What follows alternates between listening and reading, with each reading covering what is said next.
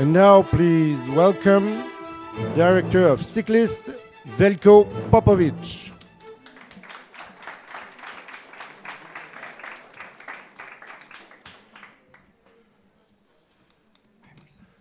Hi Veljko. You know that all the filmmakers here will want to ask you a question now. So I'll be brief. Biciklisti is based on the works of Veljko Popovic, a famous Croatian sculptor and painter. What is your relation with this artist, with his body of work? Well, Veljko Popovic, he's really an artist that kind of lived with our town. He's one of those artists that really, I think, embodied this idea that was really alive in the former Yugoslavia and in my hometown when I was little, and this was kind of that the community is kind of your family, and he was really trying to create works which can live with the city and with the people of the city. So he was kind of this artist that was present in my life from very young age, and he created art which I thought really embodied the spirit of the town, this Mediterranean kind of lifestyle, but also he really made a fantastic mix of high art and something which is common and which people can really relate to. So for me it was just this image that I grew up with, his art. Every film that you make, that I had the opportunity to saw, is aesthetically quite different than the previous one. It's this is not so often that we find an author who find a new graphic style, I would say, in every film. So how do you explain that? By education, I'm a painter, and I was one of those painters that was hanging out with the sculptors and the graphic artists and the musicians and all these things, because I kind of always wanted to explore different types of approaches to art, or just different types of creativity. You know, from the start that I started doing art, I was always fascinated with the the people, the person next to me. I would be doing my stuff and I would be like, man, that looks fantastic. And then I would just spend a lot of time talking to this guy, you know, what's his approach, how he manages to do this.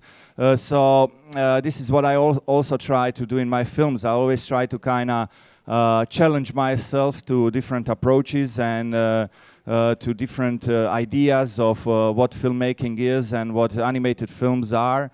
And I really love collaborations. I think most of the success of my films comes from me acknowledging other people and their creative powers, and then just trying to find ways to creatively interact with them and try and create something which is kind of larger than what I'm capable of thinking up myself. So this led me to a lot of different approaches and a lot of different collaborations, and I really love that.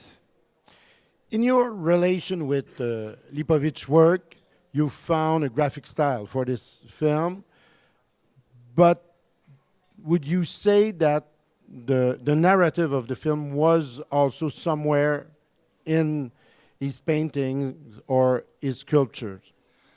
Well, the fantastic thing with this film is I got very early on, I got an opportunity to go to be in Veljko's atelier, and really go through his work and through the hidden folders and stuff like this. And I was fascinated towards the end of his life. He really got into erotic drawings, gouache, and there were really like these intimate kind of things which for me had this fantastic mix of humor, irony, and this lascive kind of feeling, which, you know, I guess by the end of his life he kind of regressed to his early days. I don't know, maybe that's joie de vivre, this kind of celebration of life.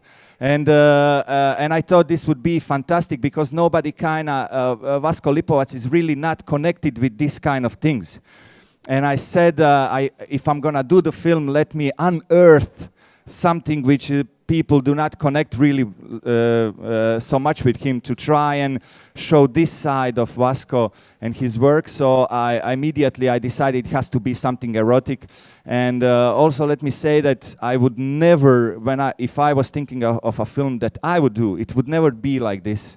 So I like to kind of really move out of my comfort zone, try to find something there which I can bring later on to my work and to my understanding of life. So I always kind of use this situation in order to explore avenues of filmmaking or storytelling which are foreign to me. So for me to make a funny, satirical, erotic film is like, it was something completely out of, as you know, out of my comfort zone. So it was a nice mixture of kind of adrenaline and fear and excitement in approaching this film. The questions from the audience. Marc Bertrand. You hear me? Yeah. Okay. Thank you for a very, very nice film, very funny Thank you. film. My question is pretty stupid, but you only have two male characters with, who run around naked, and they are all also figures of authority. And of course, I can understand the irony, but did you want to make a point of how arrogant they can become, and or why did you choose those two characters to actually, run around naked? Well, I think my idea of these characters is perfectly summed up in a situation which happened when the film was finished, that it was supposed to be screened at an event where the mayor was supposed to come, and they didn't screen the film.